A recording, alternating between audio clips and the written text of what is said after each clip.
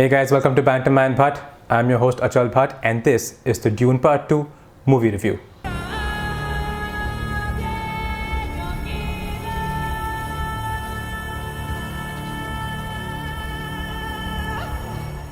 Now, if you haven't watched Dune Part 1 or just want a recap of it, then check out my video, Dune Part 1, Recap and Breakdown. Now, I'll be honest, I was really looking forward to watching this movie. I loved Part 1. I know Part 1 had its fair share of criticism where a lot of people felt it was a little slow. It took time to build up characters, set the stage and all of that. But Dune Part 2 is very different. Dune Part 2 is a lot more action-packed because the stage is set, the characters are set. And hey, all the things that were working for Part 1, the amazing VFX, editing, cinematography, sound, works for Part 2 as well. So let's go ahead and take a look at what's good, what's bad. So Part 2 definitely has a lot working for it, but I'm going to start off with the acting. In case you guys don't already know, this movie has an insane star cast. I mean, Timothée Chalamet, Rebecca Ferguson, Josh Brolin, Javier Bardem, Zendaya, Batista, Florence Pugh, Austin Butler. I mean, the list goes on and on and on. But what's even more amazing is that all the characters are portrayed very, very well. I mean, no single actor is bigger than the character.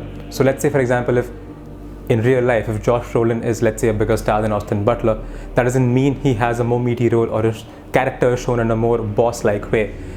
Every actor plays the character very well and in a very fitting way, and that is something I really appreciated in this movie. Now, out of all these actors, some performances stand out. The first being Austin Butler. He just hooks you to the screen. He is menacing, he is fearful, and he commands your attention to the screen. I think he's done a fabulous job portraying the main nemesis in this movie. Apart from him, I think Rebecca Ferguson has acted really well as well. You see a great transformation of a character, you see a great journey, a great arc of a character, and I think she's portrayed it very, very well, especially in some sequences where there's one sequence where she takes this poison and her body starts to rattle and she almost dies. I think she's acted so convincingly in that sequence. Definitely a shout out to her. And apart from this, I feel every actor has done a very good job in what they've been asked to do. But just given the overall arc of certain characters, some characters stand out more than the others. The cinematography of Dune Part 2 is undoubtedly one of its best parts, and it definitely is at par with Part 1, if not better. One of my favorite sequences is the one where Austin Butler fights these three Atreides men in this almost gladiator-like ring. The entire sequence is in black and white, and it is absolutely stunning. Now, Greg Fraser, the cinematographer of the movie, has gone on record to say how his goal while shooting Dune was to get into the skin of the characters, to make the audience feel what the characters were feeling. And they've used multiple elements to get this across. So if you notice in the movie, there's very specific lighting. So depending on what character is being introduced, there's either dark or very bright or moody. Even in terms of the color grading, depending on what character is there in that sequence, the colors might be more towards the yellow or the whites or orange. Just to deliver a certain mood to the overall audience and sort of make them feel what the scene is supposed to make them feel like. In addition to the lighting, there's also great use of cameras and lensing, where depending on what emotion that trying to portray, they've used very specific lenses to give a certain look to the character. Undoubtedly, I feel cinematography in this movie is absolutely amazing.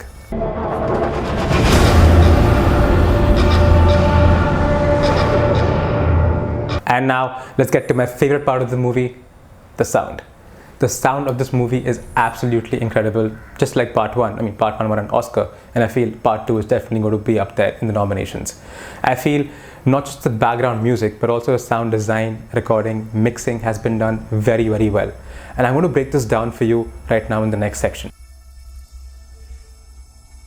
So I'm pretty sure all of you know what background music is, but I'm going to tell you about what sound design and sound mixing is to help you better understand the next section. So sound design basically is designing the sound of the movie. Think of it this way. What do you see in a room? Let's say you see a person talk on the phone. It's the sound of their phone, their voice.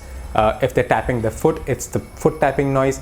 It's the table screeching, the benches screeching, a chair swiveling. All that basically is your sound design. You're creating the environment of the scene. Now, sound mixing is you have the design elements with you, plus you have the character's dialogue, you have the background music track. So how do you use all of that in the best possible way? That basically is sound mixing. So for example, if it's an epic action sequence, maybe the BGM overpowers the dialogue. If it's a very emotional sequence, the background music is muted or like subdued and the dialogue is more in focus. Let's say in certain sequences, if it's a very silent sequence and there's some dialogue going on and you want to heighten the tension, you could maybe, let's say, have a really loud noise of a pencil cracking, because that just amplifies the tension or the mood in the room. So all this sort of comes under sound mixing, and Dune Part 2 is a great example of all of this. So let me walk you through a couple of scenes.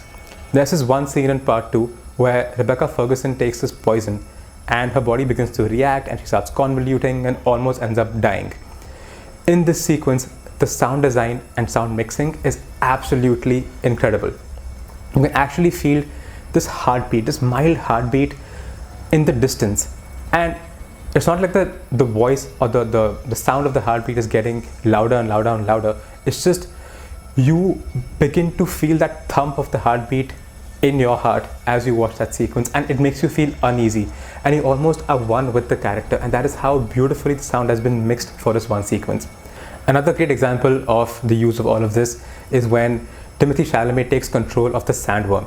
I mean, this is one of the most epic sequences in the movie, and it sort of starts off where the sandworm sort of comes at Timothée Chalamet. It's sort of building up, so you have that sound, and the sequence ends with basically Timothée Chalamet completely in control of the sandworm, riding it, and just that overall gradual progression of the music, the different elements used in it, is just so seamlessly done that you don't even know how you get from point A to point B, and it just makes you feel incredibly amazing and involved in that scene.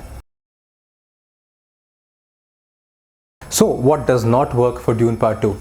Let's take a look. I think for starters it's Batista's character, because in Part 1 Batista is shown as this crazy, insane, menacing, evil dude, and in Part 2 he's basically shown as a loser. You basically don't even see him fight hard enough to like win.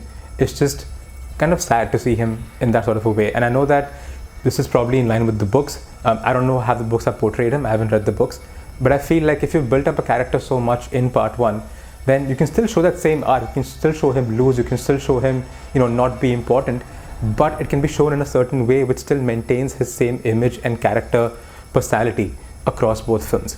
In addition to this, I feel what also did not really work for me was that the overall ending war sequence, which is what the entire build-up of both the movies has been for, just kind of got over a little too fast. One prime example of this is when Josh Brolin and Batista fight.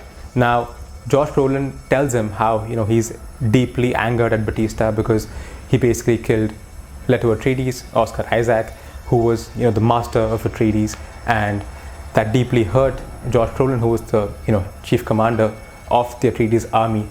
He's pretty much wiped out the entire army, killed a lot of the people. So Josh Brolin comes with a lot of angst and rage towards Batista, right?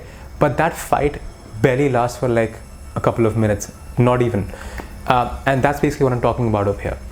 And I feel like there was a lot of time spent on character development, world building and all of that.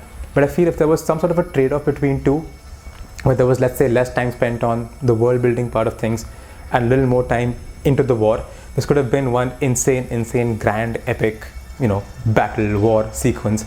Don't get me wrong, it's still really amazing and it's very well done, but it just could have been a lot better is what I feel. I feel maybe even parts of Part 2 could have been pushed to Part 1 when Part 1 was being made to give this part of the story a little more screen time. Also, random point, there's this one sequence where Rebecca Ferguson is talking to Timothée Chalamet, and eventually while talking he shouts at her, and when he shouts there's this echo like in the desert. And I know cinematically it might look great and everything and sound great, but it's a desert. There should not, or there will never ever be an echo. So random, but well.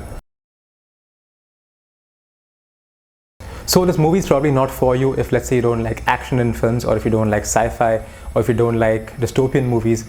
Basically, if you didn't want to watch Dune Part 1, Dune Part 2 isn't really for you. Also, the movie has a runtime of 2 hours and 46 minutes, so if you find it hard to sit through movies that are that long, this movie is probably not for you. So final thoughts, I think Denis has done a brilliant job with this movie, and I think what's even more commendable is that he's taken the criticism from Part 1 and incorporated most of that into Part 2. So for example, Part 2 is a lot more fast-paced, has a lot more emotional highs, and funnily enough, is also a little more mainstream than part 1. Now, I know Denny is not a very mainstream director, but there are scenes in here which have like banging BGM and like crazy mass action scenes. But the best part is they all fit. They fit really well and they work. So, I mean, kudos to Denny for doing that. And I think overall this movie is just a very, very well made movie. Whatever was working for part 1 is already there in part 2. Whatever wasn't working has been rectified. I think this movie is a phenomenal watch. Definitely watch it in IMAX. I would highly recommend to not watch it in a normal theater or on TV. This movie is meant to be watched in IMAX with the insane sound and visuals that it has. So I would highly recommend this movie. Please go watch it. I'm giving it 4.25 out of 5 stars. Thanks a lot for watching. Take care and please show my channel some love. Thank you and I'll see you soon.